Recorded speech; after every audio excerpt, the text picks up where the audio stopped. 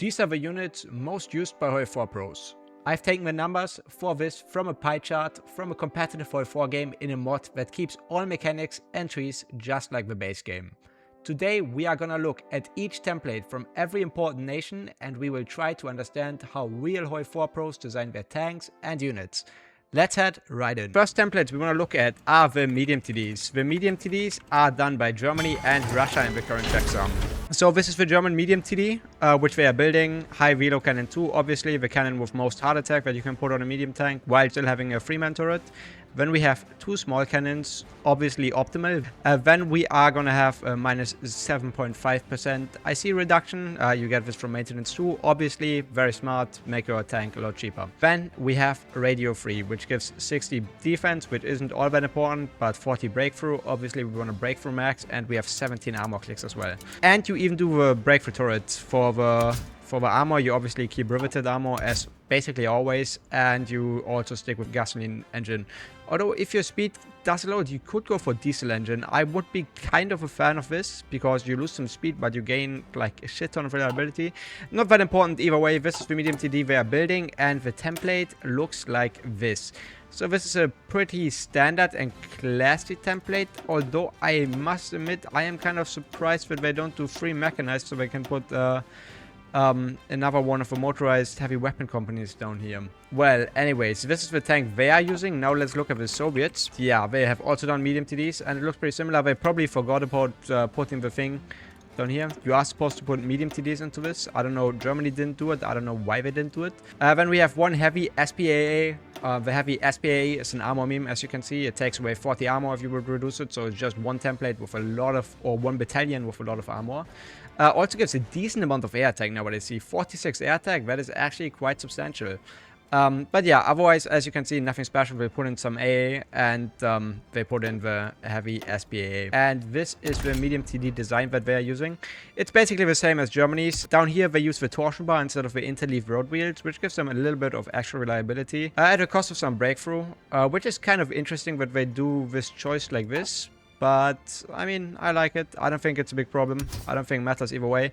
Although, if I had to choose, I probably would put the interleaf road wheels on. Let's look at the next template. The next template are heavy TDs, which are specifically done by 2 nations, by Germany and by France. In this case, look like this. And let's actually look at the design real quick. Okay, here we have advanced high velo cannons with a 3-man turret. Obviously, pretty standard. Then we have 3 small cannons. This you will never see with a new update.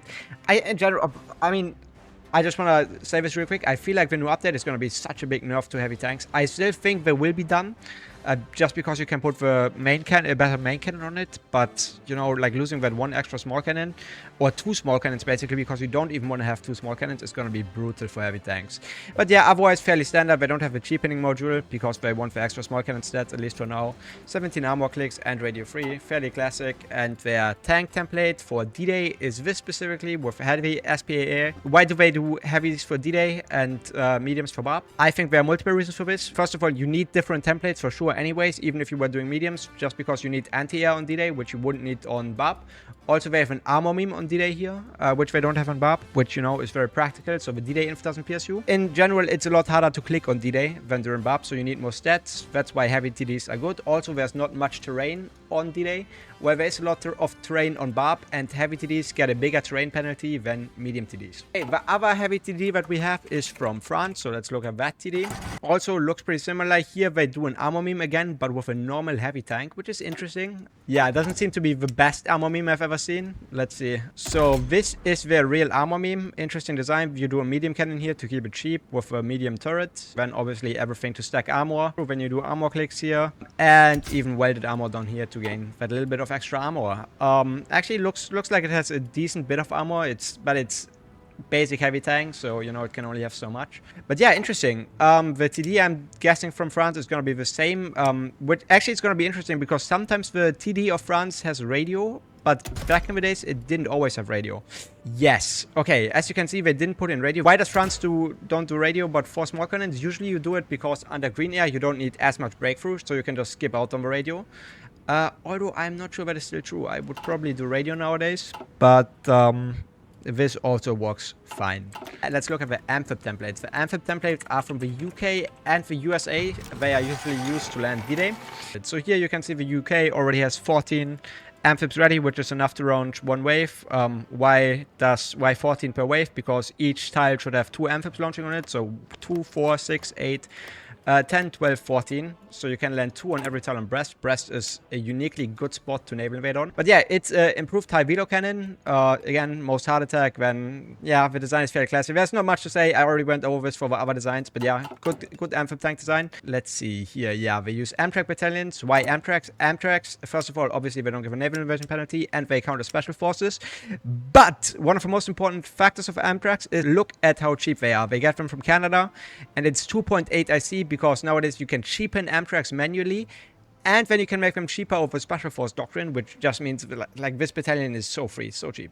Yeah, so three rows of Amtrak battalions, basically 2 of Amphibs. Yeah, here they use anti-tank, which I think is probably the right choice, and then here motorized heavy weapons. So let's look at the USA next. Yeah, and the USA actually uses 4 rows of Amtrak and 1 row of tank only. This still looks like a decent division, of course. Support companies are fairly standard. Anti-air is a little bit surprising because I wouldn't see why the US would need anti on D-Day. I won't put that in. But maybe it's a contested airspace. I haven't went too much for the safe, so interesting. Yeah, so let's look at the D-Day infantry next, which, you know, broadly is just Allied miners in Italy. So let's look at Italy. Okay, so let's look at the D-Day infantry from Italy. It uses paratroopers. In this case, this is modded. You wouldn't be able to put the regimental support company with only 1 down here in vanilla. I don't even know why they modded this, but I guess they just wanted to. So you would, like, usually you would just do like rows of 3. So you would do paratroopers like this, bum, bum, and then you would remove this. I mean, you could still put in 3 battalions here. And down there, in general, it's a fairly standard template. Paratroopers probably because of 15 defense as well. Wait. Okay, I am actually figuring out new things here. Okay, so you can put in... Yeah, this has a lot more defense than infantry. Okay. Yeah, great. Great. And it has a little bit less HP, a lot more orc, a little bit more recovery rates, a little bit more soft attack. So the defense, I guess, is the big point. Also less like supply consumption. All right, you learn something new every day. So this is the new D-Day inf, apparently. For the Allies, I want to attack a country which also has some infantry. So the Jamal division from Mexico. Interesting. Let's see what the Mexico did. The Jamal division. Okay. We have 4 I mean, I don't think this is meta. Maybe. I don't know. I don't want to be saying anything. Let's see. So if we removed all 4 anti-tank, it does give a lot of heart attack, and I guess he has 30 of these, which is like, okay. He's gonna have more of these. He's gonna have like 50 maybe for D-Day. I don't know, something like that. This is a very expensive template, obviously, but it would do very good on the defense, I'm guessing, just because it has a shit ton of heart attack. Anyways, let's move on to BAP. Okay, attack the Soviets. What infantry do they do for BAP? They do 16 whiffs. Okay, no paratroopers even, just because paratroopers obviously take more guns. So that's probably the reason they don't put them in and use infantry instead. Also, they don't have many special force modifiers. Italy should have some special force modifiers. I don't know how many, but a few. Yeah, so 16 whiff, fairly standard template here. Field hospitals for the extra HP. Signal companies, logic companies, support A, some support anti-tank, and infantry guns. Nothing all too crazy here. Let's look at Hungary must actually have the most BAP infantry from the Axis. I am a big fan of Big Whiff. I'm gonna say it. Recently, like the more I play, I just think Big Whiff infantry outperforms in the current meta. I mean, obviously, like these low whiff paratroopers are gonna be super hard to reinforce me. They have a good amount of defense, so probably they are objectively better. But you know, in terms of cost efficiency, I just think this is amazing, like this template. Usually you would obviously put an infantry battalion into here so that you can put in all of the regimental support companies. But yeah, heavy weapon support companies. This is a great template. I like it. Recon Rangers as well for the snow defense, I'm guessing. That must be it, right? Yeah. But yeah, good template. So let's move on to the Japanese Special Forces. Yeah, so what do we have here? We have a Mountaineer template, which is 33 with 1 line anti-tank. This is actually awkward in the newer versions because you couldn't just do, like, I feel like in the newer versions I would probably, if I was playing the real game, I would probably do it like this maybe. Here you would be 33 with, so you should be able to fit 2 of these into a mountain tile, and then you can put 1 extra regimental support here. But yeah, I mean, you don't even necessarily need the 1 anti-tank as Japan. This is mainly so that if you fight in India, often there will be allied tanks here. Yeah, as you can see, they have bricks, actually not tanks, and they have some real tanks here as well. For that, you just need the heart attack and piercing from the anti-tank. For this seems to be the garrison mountaineer, the defensive mountaineers. You, as Japan, you even do mountaineers for garrison, just because your special forces of Japan are so strong. And then we have a Marine template, which is half Marine, half Mountaineer. I already explained this in multiple videos why you do this, but basically it is because Mountaineers are the most combat with efficient special force. Actually, not anymore. Right, I forgot. Even nowadays, it's still better to put in Mountaineers because Marines at a certain point just don't give you anything. You need 50% Amphibious attack, and then you just don't get a penalty when naval invading.